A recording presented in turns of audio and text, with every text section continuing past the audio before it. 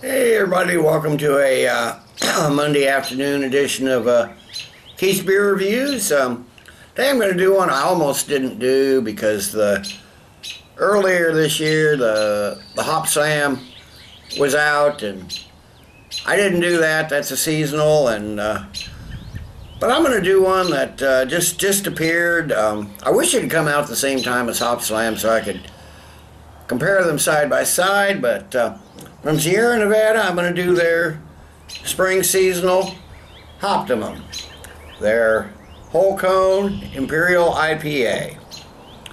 From the website, it says Hoptimum is a hurricane of whole cone hop flavor, hopped, dry hopped, and torpedoed for incredible hop flavor and complexity. Hoptimum is the pinnacle of whole cone hoppiness and the biggest Imperial IPA we have ever produced. It's also one of my favorites, if not my favorite, of the Sierra Nevada offerings. Just put that disclaimer out in the beginning. It says it features resinous hop varieties, Magnum, Chinook, Simcoe, and a new experimental hop variety exclusive to Sierra Nevada, with intense hop flavors and aromas of grapefruit rind, pine, herbs, and tropical fruit. Hoptimum is an aggressive drinking experience. Originally created as part of our beer camp program, I think it was beer camp number 19, Hoptimum throws down the gauntlet to all other IPAs. There's a lot of other notes there, but 10.4% ABV and 100 IBUs. So let's get this Hoptimum in the glass and see what we have.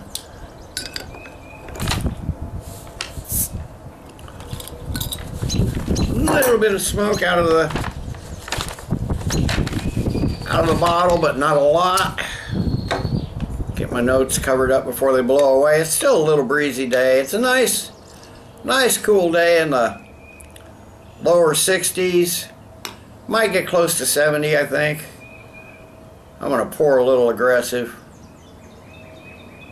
but yeah, we got a nice.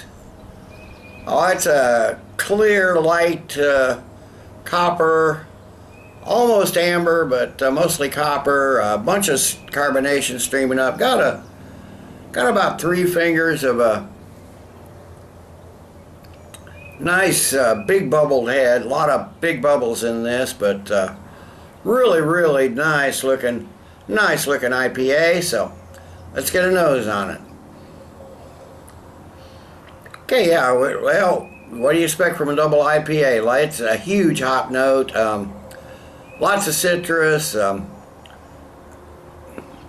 grapefruit, oranges, tangerines. There's some of those floral notes that you expect from the Pacific Northwest in there.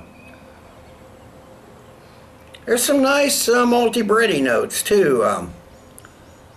Sweet smelling, almost a toasted caramel aroma,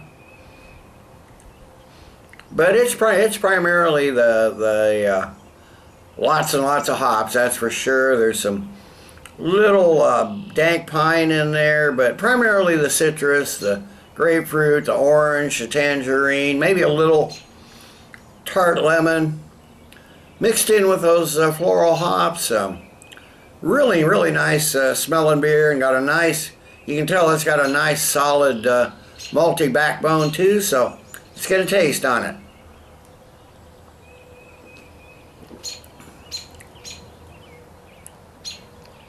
Now, that's super bitter. Not as bitter as you would expect from the nose. Lots of grapefruit. A little bit of alcohol. The alcohol is fairly well hidden. Got some nice bitter pine resins in there. But again, you get those nice, like, chewy caramel malts in there. With the sweetness, it balances out that bitterness quite a bit. The bitterness sort of comes and goes in waves, and mixed in with varying amounts of the malt sweetness. But again, you're getting the pine, the grapefruit, the other citrus, the orange, tangerine.